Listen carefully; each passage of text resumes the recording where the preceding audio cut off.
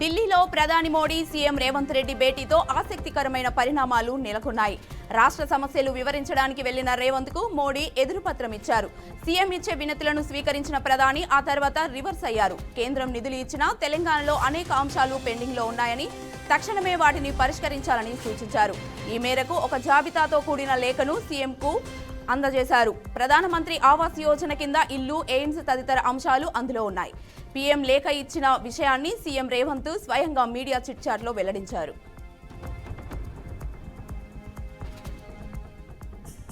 తెలుగు రాష్ట్రాల్లో మొత్తం 6 ఎమ్మెల్సీ స్థానాలకు పోలింగ్ ప్రారంభమైంది. ఈ పోలింగ్ ప్రక్రియ సాయంత్రం 4 గంటల వరకు కొనసాగనుంది. పోలింగ్ కోసం ఏపీ, తెలంగాణలో పోలీసులు భారీ భద్రతా ఏర్పాట్లను చేశారు. ఎమ్మెల్సీ ఎన్నికల్లో ఓటు హక్కు కలిగి ఉన్న ఓటర్లకు కేంద్ర మంత్రి కిషన్ రెడ్డి కీలక పిలుపునిచ్చారు. మెదక్, నిజామాబాద్, ఆదిలాబాద్, కరీంనగర్, వరంగల్, ఖమ్మం, నల్గొండ ఎమ్మెల్సీ నియోజకవర్గాల గ్రాడ్యుయేట్లు, ఉపాధ్యాయులందరికీ ఓటు వేయాలని తెలిపారు. తెలంగాణలోని అధ్యాపకులు, గ్రాడ్యుయేట్ల భవిష్యత్తును రూపొందించడంతో కీలకమైన సమస్యలను పరిష్కరించడంలో మీ ఓటు కీలకమన్నారు. స్పృహతో ఓటు వేయండి, మీ వాయిస్ ని కౌన్సిల్ కు తీసుకెళ్లగల అభ్యర్థికి ఓటు వేయండి అని కేంద్ర మంత్రి కిషన్ రెడ్డి ట్వీట్ చేశారు.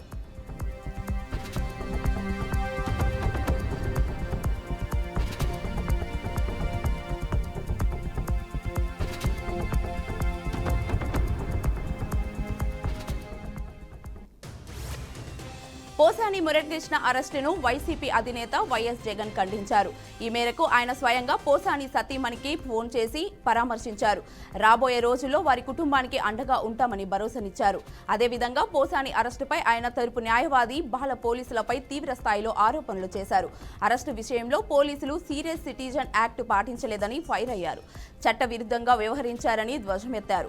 పోసాని అరెస్టు ముమ్మాటికి రాజకీయ కక్ష సాధింపు చర్య అని న్యాయవాది బాల అన్నారు. సీఎం రేవంత్ రెడ్డి 36 సార్లు ఢిల్లీకి పోయి 3 రూపాయలైనా తెచ్చి లేదని బీఆర్ఎస్ వర్కింగ్ ప్రెసిడెంట్ కేటీఆర్ విమర్శించారు. ఎస్ఎల్బీటీ సొరంగంలో 8 మంది కార్మికులు చిక్కుకుంటే సీఎం ఎన్నికల ప్రచారంలో మునిగి తేలారని పేర్కొన్నారు. 3 నెలలుగా జీతాలు లేక అల్లాడుతున్నామని కార్మికులు వాపోతుంటే ఎన్నికల ప్రచారం ముగించుకొని నిమ్మలంగా మళ్లీ హస్తాన బాటపడుతున్నారని దుయ్యబట్టారు. కాళేశ్వరం, పర్రెల మీద, శ్రీశైలం అగ్ని ప్రమాదం మీద కారుకూతలు కూసి విషపురాతలు రాసిన మేధావుల నోళ్లు ఎస్ఎల్బీసీ విషయంలో మాత్రం నోరెత్తడం లేదని తెలిపారు. హస్తీన యాత్రికులు మాని కార్మికుల గోడు వినాలని సూచించారు. అక్కడ చిక్కుకున్నవి సాధారణ ప్రాణాలు కాదని, జాతి సంపద అని, సొరంగంలో చిక్కుకున్న కార్మికుల కుటుంబాలకు ధైర్యాన్ని ఇవ్వాలని కోరారు. ఎస్ఎల్బీసీ ఘటనపై తెలంగాణ ప్రభుత్వం తీరు బాధాకరమని మాజీ మంత్రి హరీష్ రావు సంచలన వ్యాఖ్యలు చేశారు. ఉమ్మడి మహబూబ్ నగర్, ఉమ్మడి నల్గొండ జిల్లాలకు చెందిన నాయకులు ఎస్ఎల్బీసీ టన్నెల్ వద్దకు వెళ్తున్న నేపథ్యంలో ఆయన మీడియాతో మాట్లాడుతూ సర్కార్ టన్నెల్లో చిక్కుకున్న కార్మికులను బయటకు తీసుకురావడంలో పూర్తిగా విఫలమైందని అన్నారు. ప్రమాదం జరిగి 5 రోజులు గడుస్తున్నా సహాయక చర్యల్లో ఎలాంటి పురోగతి లేదని కామెంట్ చేశారు.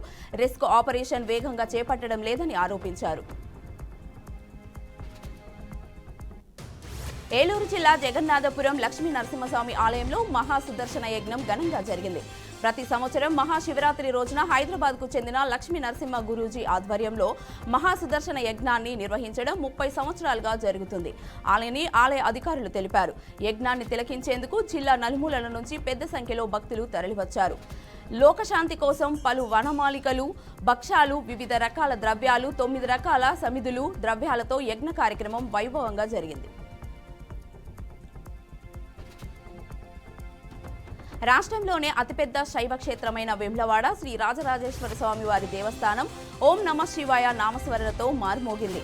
మహాశివరాత్రి సందర్భంగా 2 తెలుగు రాష్ట్రాలతో పాటు పొరుగు రాష్ట్రాలైన కర్ణాటక, తమిళనాడు, మహారాష్ట్ర తదితర ప్రాంతాల నుంచి వేలాది సంఖ్యలో భక్తులు తరలివచ్చి స్వామివారిని దర్శించుకొని మొక్కులు చెల్లించుకున్నారు. స్వామివారి దర్శనానికి సుమారు 4 గంటల సమయం పట్టింది. వేలాది సంఖ్యలో భక్తులు రావడంతో ఆలయ పరిసరాన్ని కిక్కిరిసిపోయాయి. నిన్న రాత్రి 8 గంటల వరకు సుమారు 1.50 లక్షల మంది భక్తులు దర్శించుకున్నట్లు ఆలయ అధికారులు తెలిపారు.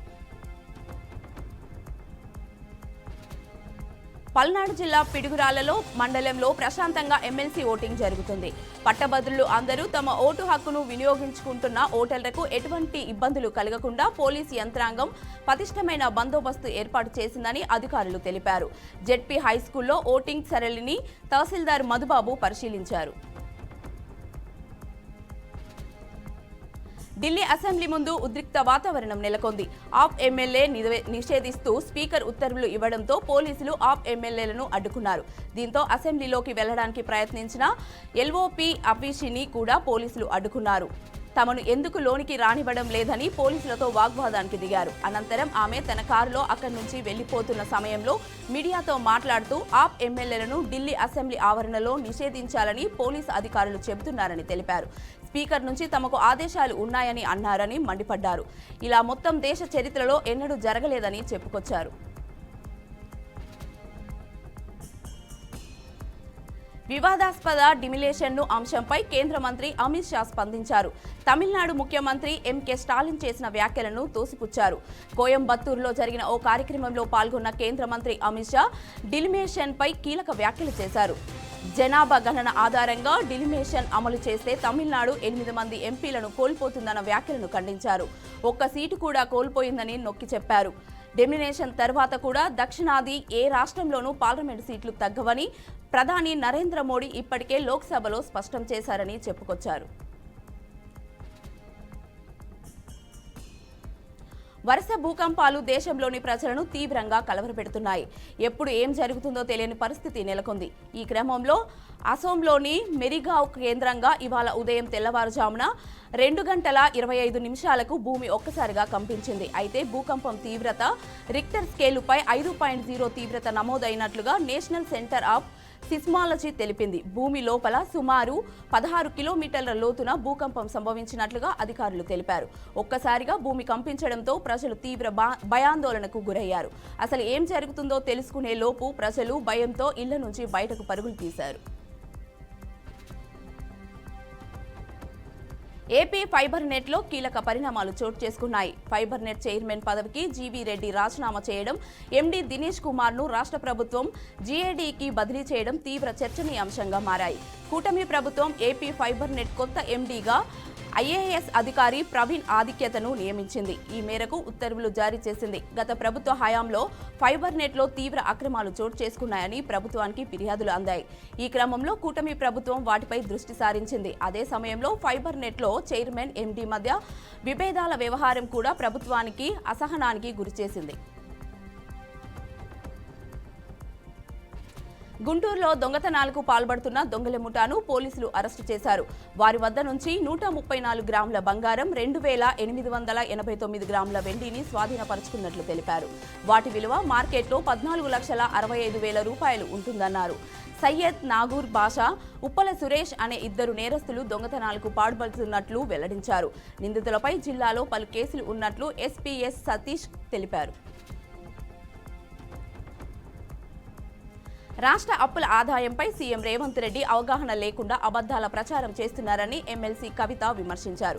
ప్రధాని మోడీని కలిసిన సందర్భంలో కేసీఆర్ చేసిన అప్పులకు వడ్డీ నెలకు 6,500 కోట్లు కడుతున్నామని చెప్పాడని, కాగ్ నివేదిక 2024-25 మేరకు 10 నెలల్లో 22,000 కోట్లు వడ్డీ మాత్రమే కట్టారని, నెలవారీ వడ్డీ చెల్లింపు 2,600 కోట్లు మాత్రమేనన్నారు. కేసీఆర్ 7 లక్షల కోట్ల అప్పులు చేశారని ప్రచారం చేసి అధికారంలోకి వచ్చాక కూడా నిజాలు చెప్పకుండా మళ్లీ అబద్ధాలతో ప్రజలను మోసగించే ప్రయత్నం రేవంత్ రెడ్డి చేస్తున్నారన్నారు.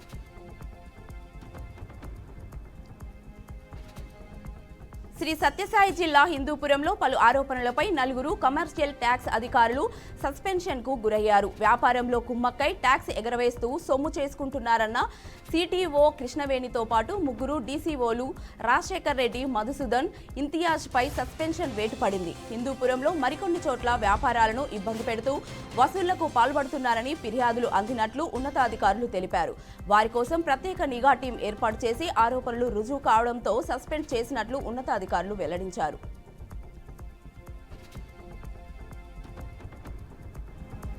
జమ్మూ కాశ్మీర్లో ఆర్మీ వాహనంపై ఉగ్రదాడి జరిగింది. మల్లా సమీపం రోడ్డుపై వెళ్తున్న భారత ఆర్మీ వాహనంపై ముష్కరులు దాక్కొని అటాక్ చేశారు. రాజౌరి సెక్టార్లో ఈ కాల్పులు జరిగినట్లు అధికారులు నిర్ధారించారు. కార్డన్ సెర్చ్ ఆపరేషన్ కొనసాగిస్తున్న ఆర్మీ వాహనాన్ని చూసిన ఉగ్రవాదులు సంఘటనా స్థలం నుండి పారిపోయే ముందు ఆర్మీ కాన్వాయ్పై 2-3 రౌండ్లు కాల్పులు జరిపారు. దీంతో వెంటనే ఆర్మీ సిబ్బంది వేగంగా ఆ ప్రాంతాన్ని చుట్టుముట్టారు. దాడి చేసిన వారిని గుర్తించడానికి సెర్చ్ ఆపరేషన్ ప్రారంభించారు.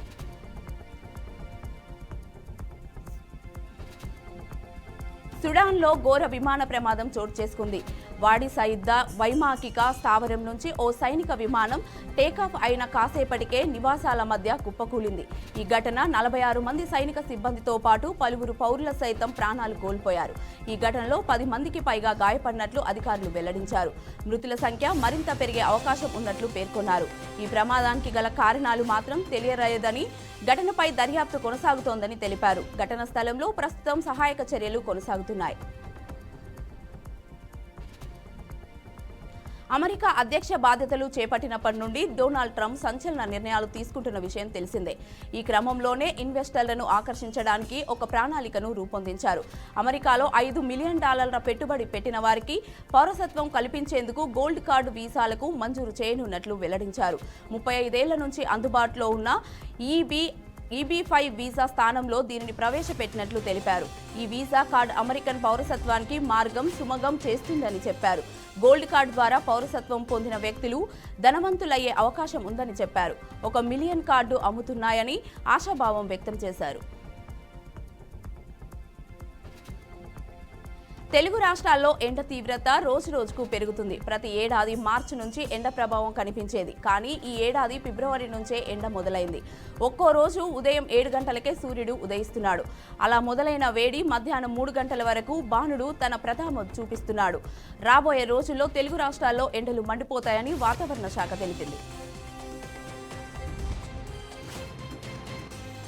ఛాంపియన్ ట్రోఫీ 2025లో ఆఫ్ఘనిస్తాన్ జట్టు అద్భుతం చేసింది. ఇంగ్లాండ్తో జరిగిన మ్యాచ్లో 8 వికెట్ల తేడాతో ఘన విజయం సాధించింది. ఫలితంగా ఇంగ్లీష్ జట్టు టోర్నీ నుంచి నిష్కరింపబడింది. ఇక Afghan ఓనర్గా Ibrahim Jabran champions trophy చరిత్రలోనే అత్యధిక వ్యక్తిగత స్కోరు చేసి భారత క్రికెట్ లెజెండ్స్ సచిన్ టెండూల్కర్, సౌరవ్ గంగూలీ రికార్డులను బద్దలు కొట్టారు.